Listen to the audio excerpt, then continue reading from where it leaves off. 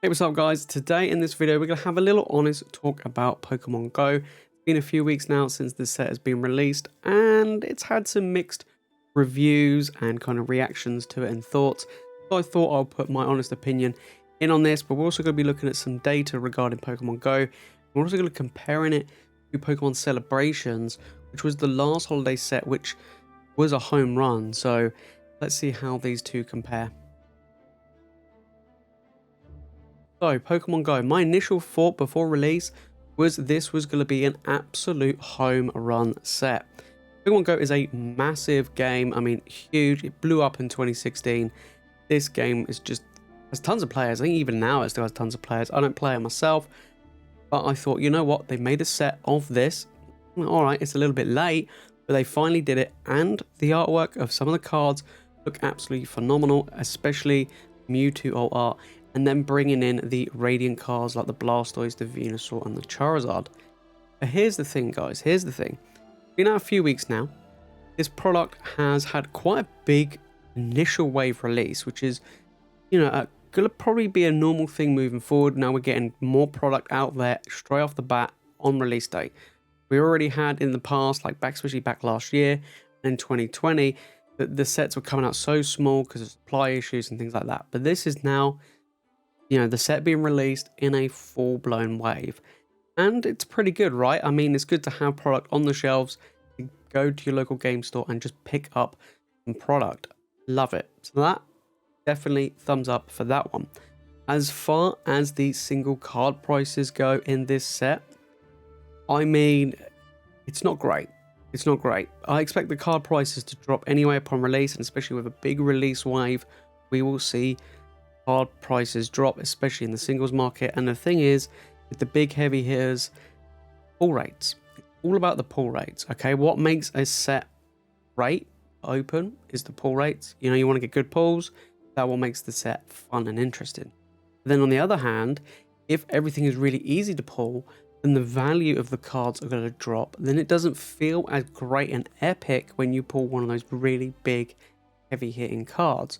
An example would be Evolving Skies, a tough set to pull a really good card, but when you do pull one of those Rayquazas and those evolutions, you feel so great. And that is one of the things that keeps the value of the cards up, keeps the value of the set up, and makes the feel of pulling those really big cards feel big, right? So with Pokemon Go, I've noticed, I've opened a ton of it now. I think I've opened, myself personally, I've opened about 60 or so packs. On stream we have opened at least that, if not more. Probably I would say at least 150 packs in total across the stream and myself, and it's been pretty good. We've got a decent amount of pulls of some stuff. Very hard to pull rainbow rares. That's one thing I've noticed, is the rainbows seem to be very tough to pull in this set. I think we've only ever pulled one across 150 packs, and that was the Rainbow Professor's Research. Okay, gold cards, again, only pulled one, and that was the lure module. Now, the Mewtwo alt art, I've pulled myself twice. The Radiant Charizard, between myself and the streams, at least 4 or 5 Radiant Charizards. Radiant Blastoise and Radiant Venusaur kind of be at the same level. We probably pulled all of them roughly around the same amount each, I would say. But I noticed that the rainbows and the gold cards tend to be super tough to pull in this set. Super tough. But that could be something that will have an effect later on.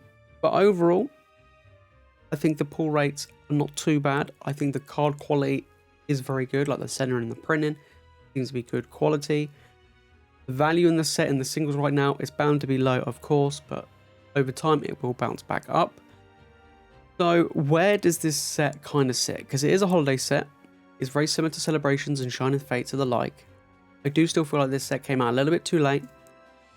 And it's nothing hugely exciting, if you know what I mean. If in all honesty, it's not hugely exciting. If I had to give this set a rating out of 10, I would give it a 7 out of 10, which is average, I would say for me. 7 out of 10 is average. Let's put into context, Evolving Skies, I would say it's probably a 9 or a 9.5, it's right up there. And Brilliant Stars is probably a 9 as well. I would say that Pokemon Go is probably about a 7. It's a middle of the road set. I would probably say it's in the same par as probably Astral Radiance. Astral Radiance is a 7. But I would say it's a pretty decent set. I would say it's pretty decent. However, Pokemon Celebrations, which was the last holiday set to come out, was a home hit run. Everyone loved the product. The pull rates were great. The downside with Celebrations is the single card market did and has absolutely fallen through the floor. None of the product was around, and even now the products are still going up in price. Like, they're no longer in print, so still products going up, but the single card prices are still low. They are still low, and I don't know when are they going to bounce back up, but the sealed product is getting pricey. We're having a quick look on TCG Player now, and we're going to take a look at Celebrations and Pokemon Go, and we're kind of get an idea between the two sets. Give us an idea of how great Pokemon Go is compared to Pokemon Celebrations. Now, they are slightly different sets. One is a 25th anniversary, one is a normal holiday set.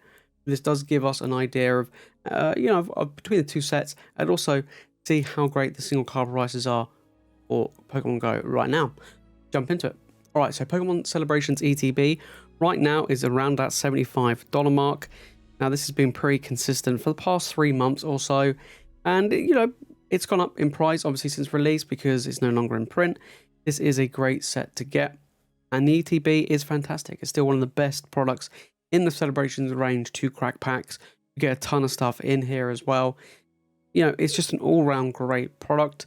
The Ultra Premium Collection box is going to be the most expensive for sure, but the Pokemon Celebrations ETB, around $75, is probably about right for this product. Now, if we take a look at Pokemon Go, it has been dropping, but kind of leveling out of recent at around $47. Now, it did come out slightly above that. I think it was around $50 from release. It has dropped ever so slightly. This is a great product. I still think it's the best one to get to crack packs right now. And this is very similar to Shining Fates. I hope that this doesn't get reprinted as much as Shining Fates, because that has been reprinted a ton. But I do like the fact that this did have a really big first print wave.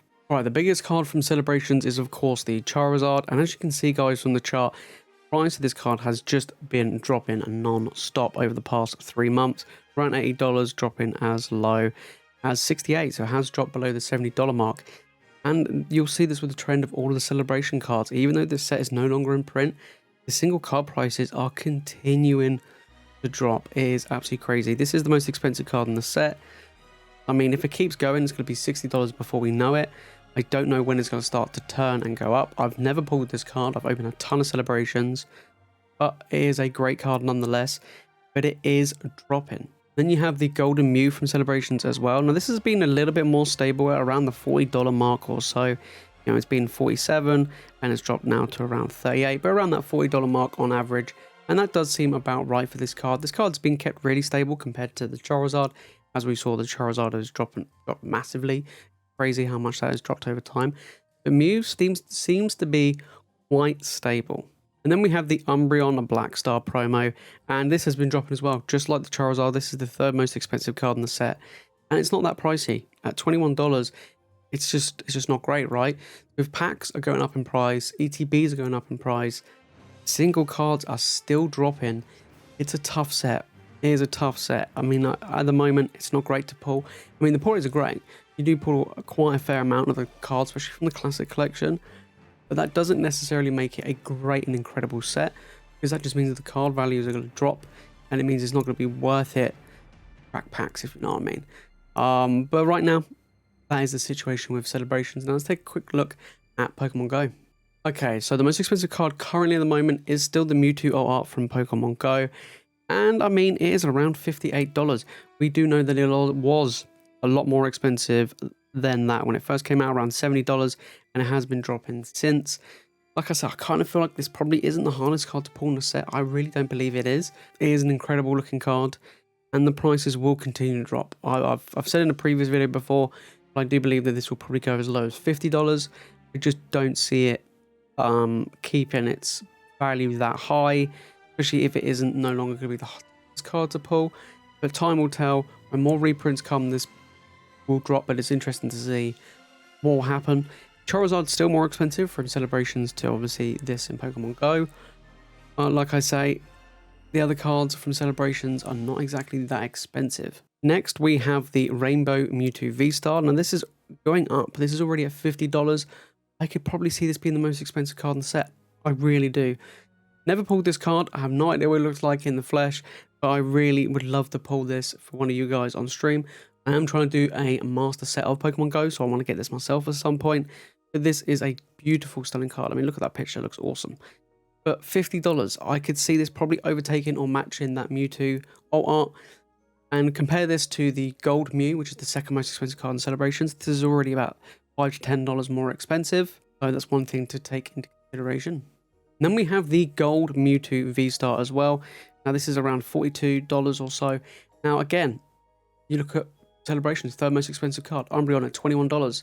This is sitting at $42. Okay, reprints come, this will drop.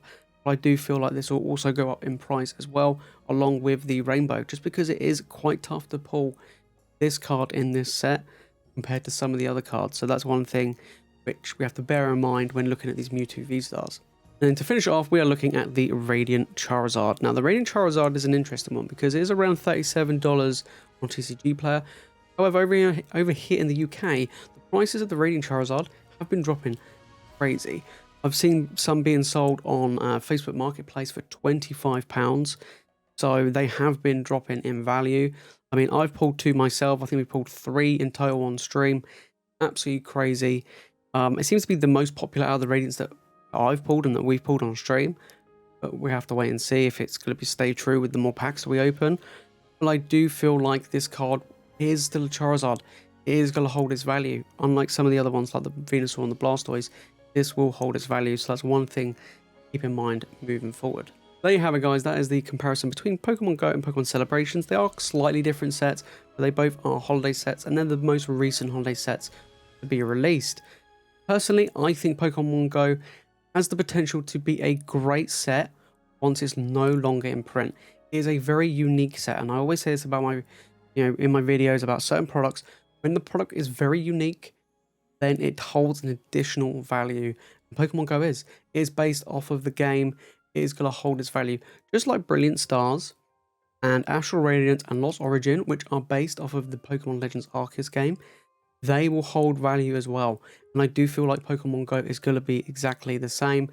Will it go the same route as Celebrations in that price point, or will it go the same way as Shining Fates, where it gets a ton of reprints? We have to wait and see.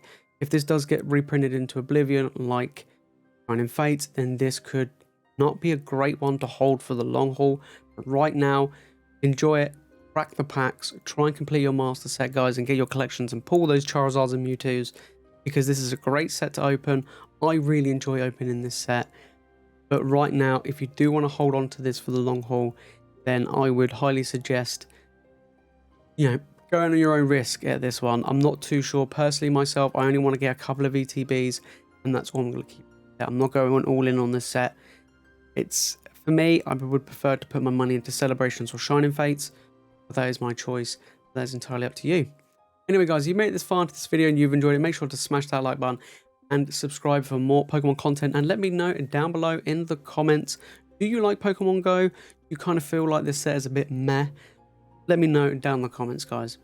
Anyway, guys, that is it from me in this video. Thank you all so much for watching. As always, you guys are legends, and I'll see you all in the next one.